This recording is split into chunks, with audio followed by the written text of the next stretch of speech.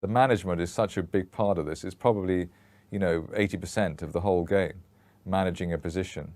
And if you can take the emotion out of it, I mean, if there's any secret, I think, in trading, short-term trading, it's just to see how long or how quickly it takes for that position to get away from the battleground of your entry point.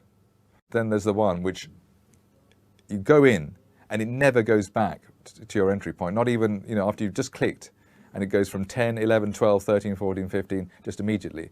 And what people do is that one is the one they cut as quickly as possible, because they say, oh, I've got a profit. So they get out within 30 seconds and they kill the best trade they have. The takeoff, it's a bit like flying. The takeoff and landing are the most dodgy parts of the journey. And if you get a good takeoff and you know that the position didn't go back, didn't go against you, or hardly went against you, that's a very good indication, actually, that it's going to be a good position. One day, you'll have a very big winner. You've taken that position at £1.10. It never went back below £1.10, and your stop loss just keeps getting raised and raised and raised. Market Wizards, interviews with top traders. An interview with David Ryan. Stocks should be at a profit the first day you buy them. In fact, having a profit on the first day is one of the best indicators that you're going to make money on the trade. One of my favorite sayings in trading is the greatest sign that you are in a good trade is that the trade's going your way.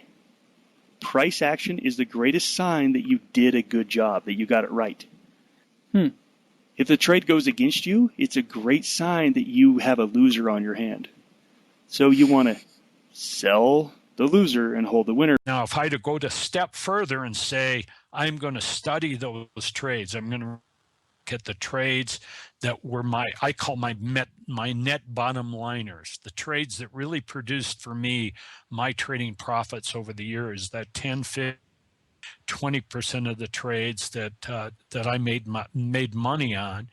Was there anything unique about those trades? And it quickly becomes apparent that there is. They tend to be trades that work right away and they never look back. They break out and they don't hesitate. I mean, that doesn't mean to say that, I've got a huge profit at the end of day 1 or 2 or 3, but it's at least not a trade that puts me into trouble. Wealthy traders, they are incredibly impatient with losers, cutting their losses immediately. Some of them, when they go 2-3 ticks against them, they're out.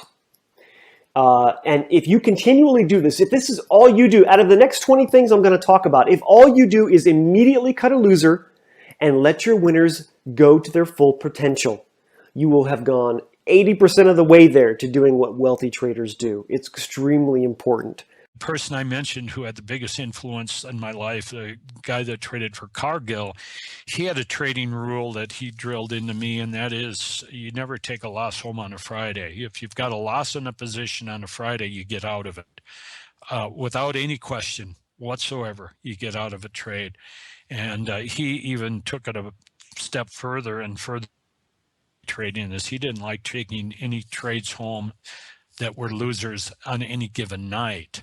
And he was a position trader. He wasn't a day trader. He'd take position an extensive period of time, but he placed a lot of emphasis on timing.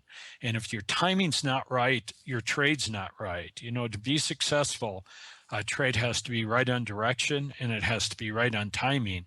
And if a trade is not right on both of those things, it's not a trade I want to be in. The pros don't think that way. Determine your risk. It either works or it doesn't, and go to the next trade. Determine your risk. It works or it doesn't, go to the next trade. That's all it is. That's the whole game.